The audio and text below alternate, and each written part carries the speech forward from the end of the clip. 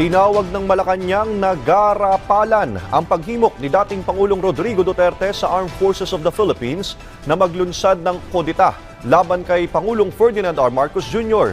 Maging ang mga kongresista pinalagan din ang mga naging pahayag ng dating Pangulo. Si Kenneth Pasyente ng PTV sa Balitang Pambansa. Pumalag ang palasyo sa mga pahayag ni dating Pangulong Rodrigo Duterte na humihimok sa sandatahang lakas ng Pilipinas na magkaroon ng military action laban kay Pangulong Ferdinand R. Marcos Jr. Sa kanyang press con, hinimok ni Duterte ang militar na umaksyon para sa anyay fractured government na tanging sila lamang anya ang makakapag-ayos. Ayon kay Executive Secretary Lucas Bersamin, nakakagulat ang garapalan na panawagang ito ng dating Pangulo. Patutsada ng kalihim, wala nang mas makasarili pang motibo sa panawagang mapatalsik ang kasalukuyang Pangulo para lang humalili ang kanyang anak sa pagkapangulo sa paraang paggamit ng masamang hakbang tulad ng pagyurak sa pagiging profesional ng sandatahang lakas ng Pilipinas sa paghiling sa mga ito na tumalikod sa kanilang sinumpaang tungkulin para magtagumpay ang kanyang plano. Hamon ng kalihim sa dating Pangulo, dapat nitong igalang ang konstitusyon, dapat na rin anya nitong tigilan ang pagiging irresponsable. Hirit pa ng kalihim kay dating Pangulong Duterte, maghintay sa tamang panahon at sumunod sa tamang paraan, lalo't hindi katanggap-tanggap ang marahas na pang-aagaw ng kapangyarihan sa pamamagitan ng panawagan na magkaroon ng dahas para mapabilis ang pagkakaluklok sa pagkapangulo.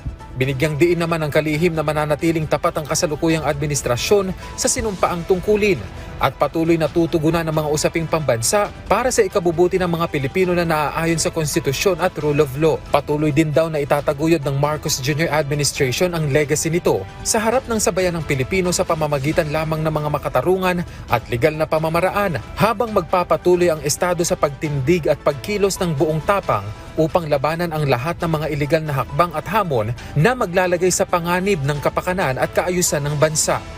Sa Kamara, pumalag din ang mga kongresista sa naging pahayag ng dating Pangulo. Giit nila, imbis na manawagan para sa pagkakaisa, nag-uudyok pa umano ito ng pagkakawatak-watak. Lumang tugtugin na yan. Wala nang naniniwala, wala nang sasama dyan. Kasi ang taong bayan, mas maraming problema na kailangan ayusin, which is yun ang ginagawa natin ngayon. Wag na silang dumagdag sa problema ng bansa.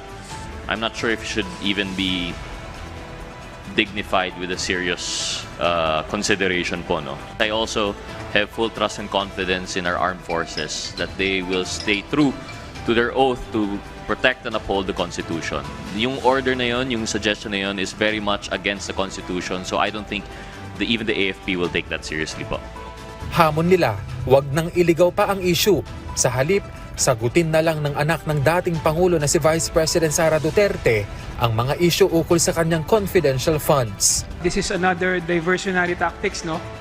Para pagtakpan ang totoong issue na kinakaharap ng ating Vice Presidente.